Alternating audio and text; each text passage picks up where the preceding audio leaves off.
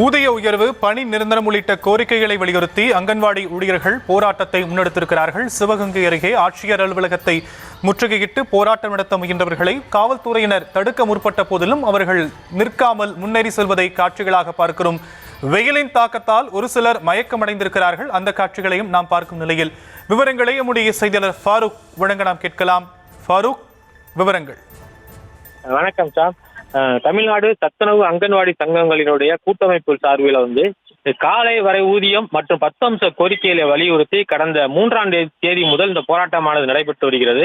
இன்று 12வது நாள் போராட்டத்தில் 500க்கும் மேற்பட்ட அங்கன்வாடி ஊழியர்கள் சிவகங்கை மாவட்ட ஆட்சித்தலைவர் அலுவலகத்தில் இருந்து அரண்மனை வாசல் நோக்கி பேரணியாக செல்ல முயன்றார்கள். அப்போது காவல்துறை அவர்களை தடுத்து நிறுத்தியது. காவல்துறைக்கும் இந்த சங்கத்தினுடைய ஊழியருக்கு இடையே கிட்டத்தட்ட 1 மணி நேரமாக பேச்சுவார்த்தை நடைபெற்ற நிலையில அந்த பெண்கள் பேரணியை தொடர்வதற்கு முற்பட்ட போது காவல்துறை அவர் தடுத்தது. காவல்துறைக்கும் அங்கன்வாடி பணியாளர்களுடைய கடும் தள்ளுமுள்ளு ஏற்பட்டது.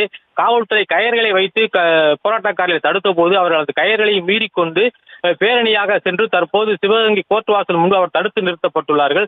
இதுவரையில் 4க்கும் மேற்பட்டவர்கள் மயக்கம் அடைந்து அவர்களை மருத்துவமனையில் சிகிச்சைக்காக கொண்டு செல்லப்பட்டுள்ளார்கள். இதனால் இந்த சிவகங்கை முக்கிய பகுதியான கோர்ட் வாசல் பகுதியில் பெரும் பரபரப்பு ஏற்பட்டது. 100க்கும் மேற்பட்ட காவலர்கள் அந்த பகுதியில் குவிக்கப்பட்டுள்ளனர். இன்று கடுமையான வெயில் இருப்பதால் இதுவரையில் 4க்கும் மேற்பட்டவர்கள் மயக்கம் அடைந்து ஒரு சிலரை மருத்துவக் கல்லூரி மருத்துவமனைக்கும், ஒரு சிலரை பக்கத்தில் அருகில் இருக்கக்கூடிய அரசு பெண்கள் மருத்துவமனைக்கும் கொண்டு செல்லப்பட்டுள்ளார்கள். இதனால் சிவகங்கையில் அங்கன்வாடி ஊழியர் மத்தியில் ஒரு பரபரப்பான பெண்கள் மத்தியில் பரபரப்பான சூழல் ஏற்பட்டுள்ளது. சாம், விவரங்களுக்கு நன்றி ஃபாரூக்.